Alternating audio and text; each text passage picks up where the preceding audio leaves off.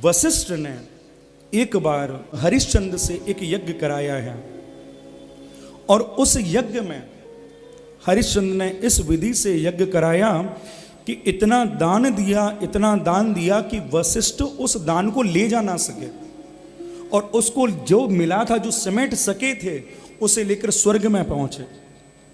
वहां विश्वामित्र बैठे थे। विश्वामित्र ने देखा कि महाराज किसका यज्ञ कराकर आए हो? तो कहा मैं हरिश्चंद्र का यज्ञ कराकर आया हूं। और इस समय हरिश्चंद्र जैसा सत्यवादी राजा कोई इस धरा पर नहीं है। मैं उसका यज्ञ कराकर आया हूं और उसी ने मुझे ये सारी व्यवस्थाएं, यार ये सारी चीजें दी हैं। इन सब को देखकर महाराज विश्वामित्र की बुद्धि फिर गई और विश्वामित्र ने मन में विचार किया, मैं भी जरा देखूं कि हरिश्चंद्र कितना सत्यवादी है। और हरिश्चंद्र की परीक्षा लेने के लिए विश्वामित्र जी चले आए और उनके राज्य में एक सुगर का रूप बनाया और सारे राज्य को तहस नहस करने लगे। हरिश्चंद्र को उस सुगर को मारने के लिए धनुष हाथ में लेना पड़ा और जब मारने के लिए चले हैं तो वही सुगर वन में प्रवेश कर गया। जब वन में गए तो श्री विश्वामित्र जी उस सुगर रूप से मुक्त होकर एक ब्राह्मण के वेश में आ गए। वहीं हरिश्चंद्र ने ब्राह्मण वेशधारी विश्वामित्र को देखा और पहचान ना सके, कहने लगे, ब्राह्मण तुम इस वन में कहां बैठे हो, किधर जा रहे हो? तब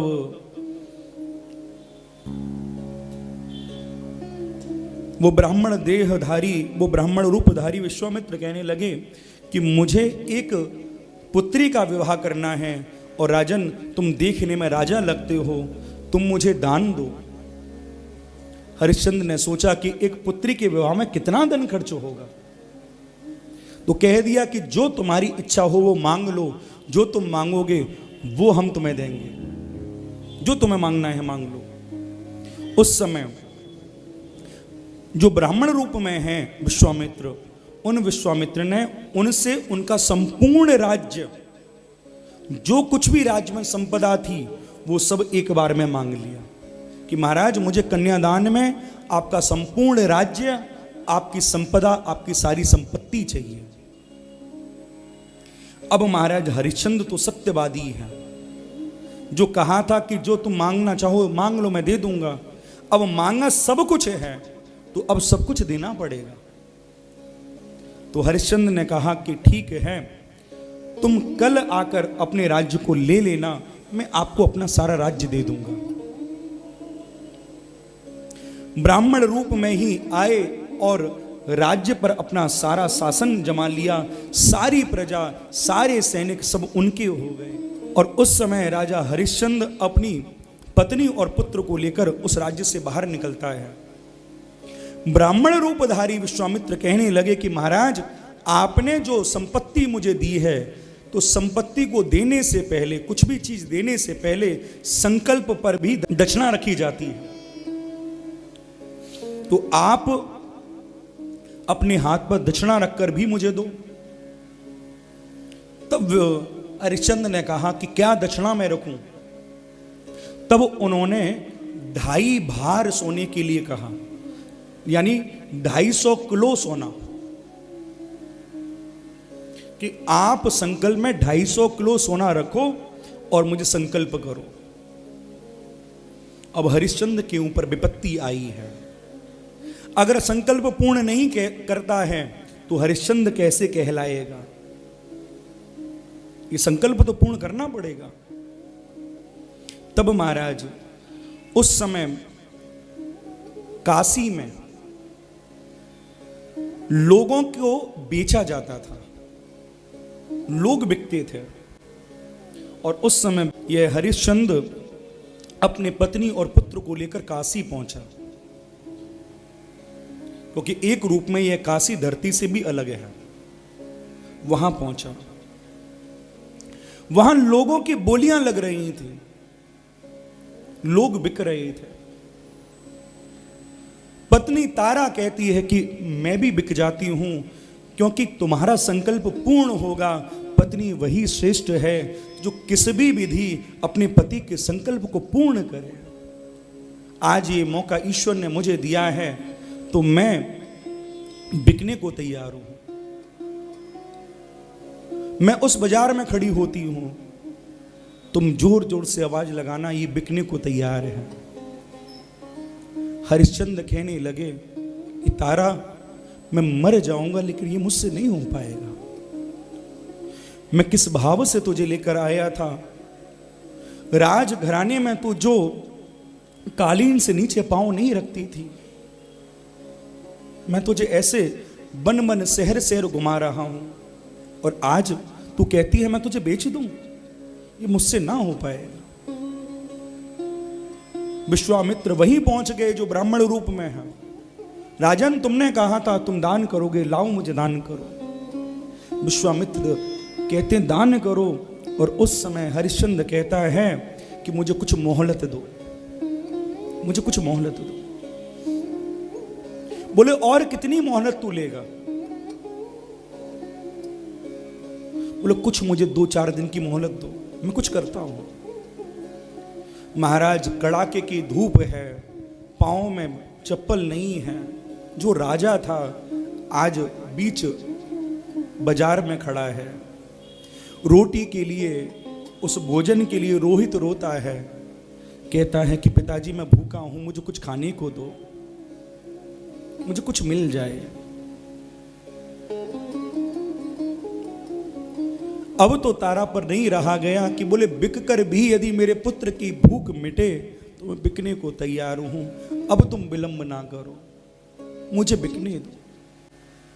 हरिश्चंद्र ने उस समय तारा को खड़ा किया और तारा की बोली लगने लगी है महाराज। 100 किलो सोने में स्वयं विश्वामित्र जो साधु के भेष में थे, वो उन्होंने एक रूप और धारण किया और तारा को खरीदा है 100 किलो सोने में, कि मेरी पत्नी वृद्ध हो चुकी है, उसे किसी सेविका की आवश्यकता है, मैं खरीदता हूं उसे। और उस समय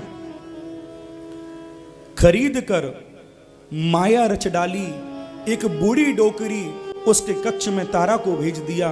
वो इतने सितम तारा पर ढाती थी, कभी बर्तन मजवाती, कभी पांव दबाती, रात्रि में 2-2 बजे सोती और तारा रात्रि 2-2 बजे तक पांव दबाती थी उसके।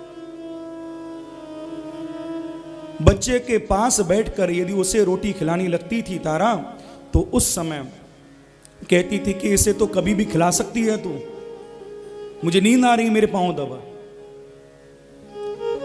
जो महाराज चक्रवर्ती थे, उनकी पत्नी ऐसे जीवन को जी रही है। वो 1 भार सोना दिया, फिर कहा कि 1.5 भार सोना और दो, तब तो ही संकल्प पूर्ण होगा। अब हरिश्चंद्र ने सोचा अब बचा क्या है, मैं खुद बिक जाता हूं और अपने संकल्प को पूर्ण करता हूं। और स्वयं हरिश्चंद्र बिकने के लिए बाजार में खड़े हुए और 1.5 भार यानी 150 किलो सोने में हरिश्चंद्र भी बिक गए। लेकिन हरिश्चंद्र को किसने खरीदा? एक चांडाल ने, जो शमशान में चिताओं को जलाता था। वो कहने लगा कि मेरे पास कोई सहायक नहीं जो चिताओं को जला सके, चिताएं पड़ी रहती हैं, मुझे कोई किसी सहायक की आवश्यकता है। और वो राजा हरिश्चंद्र काशी के शमशान में उन चिताओं के पास बैठे हैं, कभी उन्हें गिद्धों से बचा रहे हैं, कभी उन्हें कुत्तों से बचा रहे हैं। जब भूख लगने लगी कि मुझे कुछ खाने को दो, तो चांडाल ने कह दिया इन चिताओं के पास जो गले चावल पड़े हैं यही तुझे खाने हैं, ये तुझे खाने हैं। सोचो जरा उस हरिश्चंद्र को जो अपने संकल्प को, अपनी बात को पूर्ण करने के लिए इस स्थिति तक आ चुका। महाराज, जो सब पड़े हैं, सबके हाथों में जो चावल हैं उनसे अपनी भूख मिटा रहा है, उन सबों को जला रहा है और पल पल रो रहा है, पल पल रो रहा है कि हे ईश्वर, ऐसा क्या अपराध मुझसे बना जो ये काम मुझे दे दिया। जग में अनेक काम थे, मैं किसी को जलाऊं, ये काम तुमने मुझे दिया। विचलित तो होता है। एक दिन वह रोहित बगीचे से फूल इकट्ठे करने के लिए जाता है और बगीचे में सर्प के डंसन से मृत्यु होती है। संध्या का समय हुआ, तारा ने रोहित को नहीं देखा, कहा माँ जी मुझे मेरा पुत्र दिखाई नहीं देता, सुबह का गया है, संध्या बीत गई, पता नहीं मेरे पुत्र को क्या हुआ, मैं अपने पुत्र को खोज कर आती हूं। वो कहती है कि अभी बर्तन पड़े हैं, इनको मांज, बाद में अपने पुत्र को खोजना। माँ जी अब रात हो गई है, मैं अपने पुत्र को खोज आऊं, कहां गया मेरा पुत्र? अभी मैं सोई नहीं हूं, मेरे पांव में दर्द है, मेरे पांव को दबा, जब मैं सो जाऊं तो अपने पुत्र को ढूंढने जाना। महाराज तारा रात्रि में उस बूढ़ी औरत को सुलाने में लग जाती है। रात्रि के 2 बजे उसे नींद लगती है और तब भूखी प्यासी वो तारा अपने पुत्र को खोजने के लिए वन में जाती है, उस बागीचे में जाती है, चारों तरफ आवाज देती है रोहित रोहित, लेकिन कहीं उससे उसका पुत्र दिखाई नहीं देता। खोजती हुई बावली की तरह ढूंढती है और ढूंढते ढूंढते उसका वह एक पांव नीचे पड़े हुए रोहित से टकराता है और जब टकरा कर गिरती है तो देखती है मेरा रोहित, इसे क्या हो गया? बार बार जगाती है महाराज। जान गई कि अब इसके अंदर प्राण नहीं रहे हैं, अब क्या होगा, अब क्या करूं?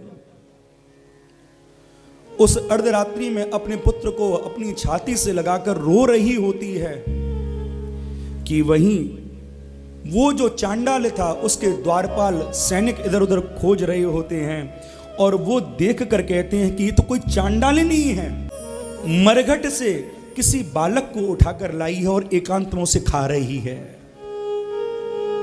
कि तो चांडाल नहीं है, ये सब चुरा कर लाई है ना तू। तारा रो कर कहती है मेरा पुत्र है।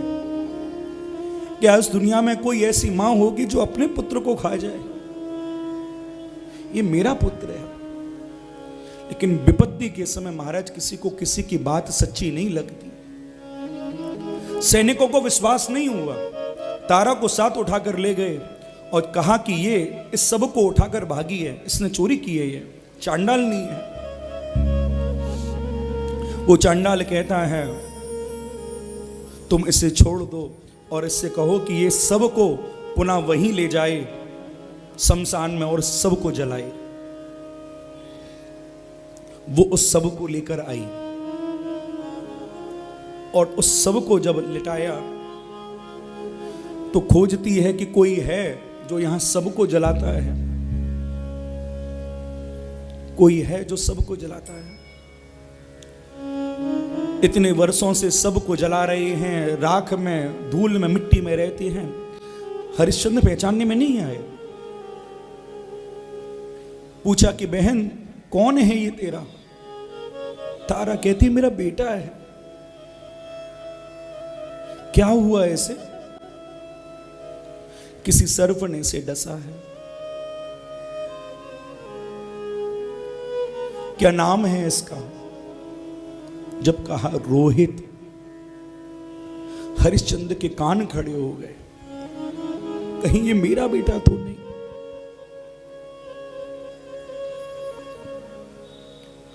उस समय हरिश्चंद्र को तारा के गले में डला हुआ वह हार दिखा और जब उस हार को देखा तो कहा कि क्या तुम्हारा नाम तारा है?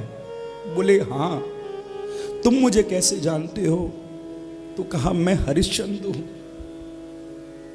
तारा ने जब हरिश्चंद्र को उस स्थिति में देखा, उस दशा में देखा, भूमि पर गिर पड़ी कि जिस राजा के चेहरे पर सदैव ओज रहता था, अनेक द्वारपाल जिसकी सेवा में लगे रहते थे, इसके एक इशारे पर पूरा राज्य खड़ा होता था, आज वो सबों को जला रहा है। ना जाने वह ईश्वर हमारी कौन सी परीक्षा लेना चाहता है, क्या करना चाहता है। अब क्या करें, अब क्या होगा। हरिश्चंद्र कहते हैं कि तारा, मैंने अपने जीवन में तुझे वैसे ही बहुत दुख दे दिए, अब क्या तुझे दुख दूंगा। अब तो मैं यही चाहता हूं कि हम दोनों भी अपने पुत्र के साथ ही जल जाएं। हमारे जीवन में बचा क्या है। अरे एक माँ बाप के लिए संतान ही उनका जीवन होती है, और जब संतान ही नहीं रही तो हम जी कर क्या करेंगे। तारा, अब हम जीनेंगे नहीं, अब हम अपने देह को छोड़ देंगे। और जब महाराज चिता पर रोहित को रखा गया और स्वयं हरिश्चंद्र और पत्नी तारा जब उस चिता पर बैठ गए हैं, और ज्यों ही अग्नि जलाई है त्यों ही महाराज मेघ बरसने लगे। उसी समय श्री विश्वामित्र प्रकट हो गए, विश्वामित्र वशिष्ठ आदि सब प्रकट हो गए, और सब कहने लगे कि हरिश्चंद्र, तेरे जैसा सत्यवादी हमने जग में नहीं देखा है। मां भगवती भी प्रकट हो गई थी कि हरिश्चंद्र, तूने कमाल कर दिया, इतना सब कुछ लुट गया लेकिन तूने सत्य को नहीं छोड़ा। ये सब तो तेरी परीक्षा के लिए हो रहा था। तू मांग, तू क्या चाहता है। हरिश्चंद्र भगवती के चरणों में गिर गए और कहा कि मां, यदि कुछ देना चाहती हो तो यही देना, जैसी परीक्षा मेरी लिए है ऐसी परीक्षा जग में कभी किसी की मत लेना। जो मैंने सहा है वो जग में कभी किसी के सामने ना हो, वो मेरे साथ कभी ना हो।